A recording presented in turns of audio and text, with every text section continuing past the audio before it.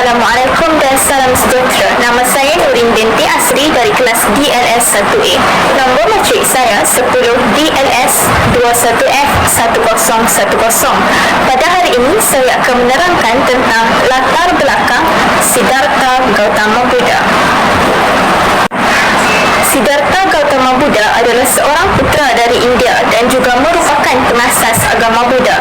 Siddhartha Gautama Buddha dilahirkan di Kapilavastu yang kini merupakan salah sebuah kawasan yang terletak di bahagian selatan Nepal. Siddhartha Gautama Buddha merupakan anak kepada seorang raja kesatria yang bernama Suddhodana dan ibunya pula Maya yang berasal daripada suku kaum Gautama. Namun begitu, ibu kepada Siddhartha Gautama Buddha telah meninggal dunia setelah beliau dilahirkan. Gelaran Gautama Buddha merupakan kombinasi di antara nama keluarganya iaitu Gautama dengan Buddha, iaitu orang yang telah mencapai penerangan utama. Menurut penelit nasib, Siddhartha Gautama Buddha akan menjadi Raja Agung yang akan memerintah dunia sekiranya dia tidak didedahkan kepada sebarang penderitaan manusia atau seorang Buddha yang akan menjadi seorang guru agama. Gautama telah dikelilingi oleh perkara-perkara yang cantik dan baru ketika membesar. Beliau telah mempelajari kesenian, pertempuran dan falsafah, iaitu perkara yang biasa dipelajari oleh seorang putera. Apabila beliau berusia 19 tahun, beliau telah mengawini sepupunya dan dikurniakan seorang puteri bernama Rahula. Siddhartha Gautama Buddha telah menghabiskan 40 tahun berikutnya mengembara dan mengajar di bahagian utara India.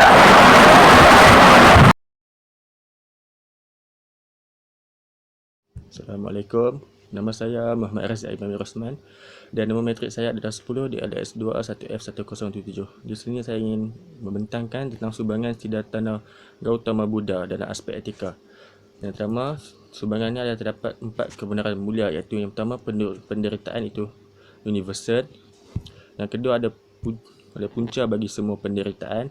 Yang ketiga, penderitaan itu boleh diatasi. Dan 4, ada cara untuk mengatasi penderitaannya secara keseluruhan. Tujuan seseorang penganut Buddha adalah menamatkan segala kesengsaraan dalam kehidupan manusia. Bagi ucapan matlamat ini, penganut Buddha harus menyucikan dan melatih minda sendiri dengan mengamalkan ajaran 8 jalan mulia atau jalan kesedaran, iaitu yang pertama, kepercayaan yang betul. Yang kedua, tujuan atau cita-cita yang betul. Yang ketiga, pertuturan yang baik. 4, perbuatan yang betul. Yang kelima, hidup yang betul. Yang keenam, usaha yang benar. Yang ketujuh, fikiran yang betul. Dan yang terakhir, renungan yang baik. Dengan ini, semua penganut Buddha boleh mengikut langkah demi langkah untuk mencapai kebebasan dan kesengsaraan. Tahap ini dinamakan Nirodha atau Nirvana di dalam Buddha. Sekian, terima kasih. Nama sejahtera kepada semua. Saya Tilai Lena, anak perempuan Ilmala. Nombor matrik saya 10 DLS 21F 1014. Saya akan membentangkan peranan rakyat Malaysia dalam mengaplikasikan pemikiran etika Siddhartha Gautama Buddha. Yang pertama, rakyat Malaysia perlu mengamalkan sikap menghormati golongan yang berusia, kerana ia merupakan etika yang utama yang diajari oleh Buddha. Seterusnya, bagi mengamalkan sebagai peranan rakyat Malaysia bagi mengaplikasikan pemikiran etika Siddhartha Gautama Buddha, rakyat Malaysia perlu mengamalkan perhubungan antara kewajipan yang difahami antara semua pihak. Selain itu, rakyat Malaysia juga perlu mempunyai kepekaan yang benar. Contohnya, rakyat Malaysia tidak harus mempercayai berita yang palsu yang disebarkan dalam media sosial. Selain itu, sebagai peranan rakyat Malaysia dalam mengaplikasikan pemikiran etika Siddhartha Gautama Buddha, rakyat Malaysia perlu mempunyai perhatian yang benar. Jika kita tidak mempunyai perhatian yang benar kepada seseorang, dia merupakan satu tindakan yang tidak elok yang kita lakukan.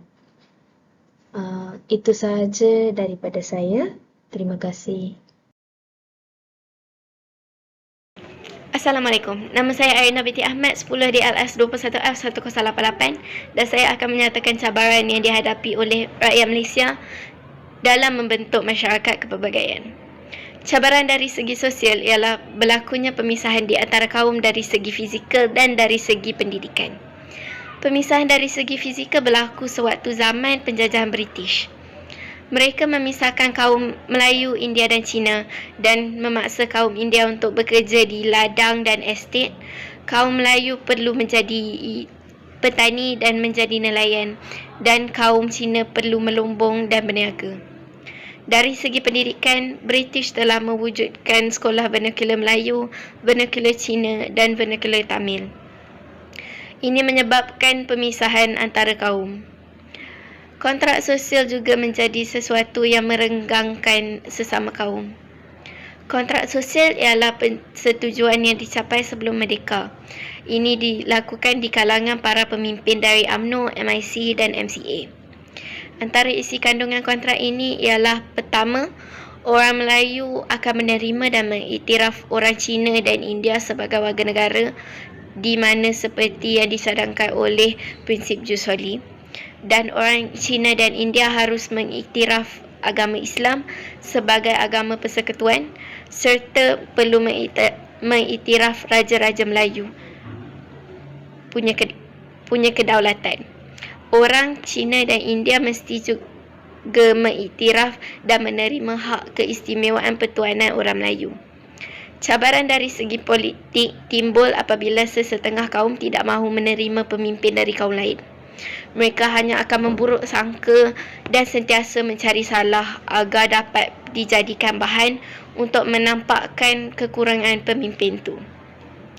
Selain itu, politik juga boleh menimbulkan perasaan tidak senang hati dan mengukuhkan semangat perkauman jika penyuaraan tentang kepentingan etnik tertentu dibuat tanpa mengambil kira kepentingan semua pihak.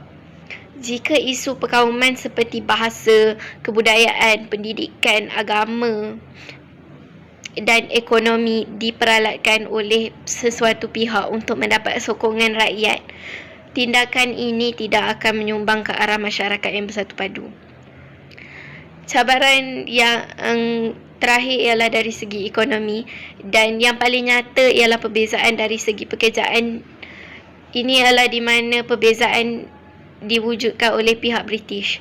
Malah kesannya masih dilihat sampai sekarang di mana sektor perniagaan masih lagi didominasi oleh orang Cina dan kebanyakan orang India masih tinggal di estet dan bekerja di situ.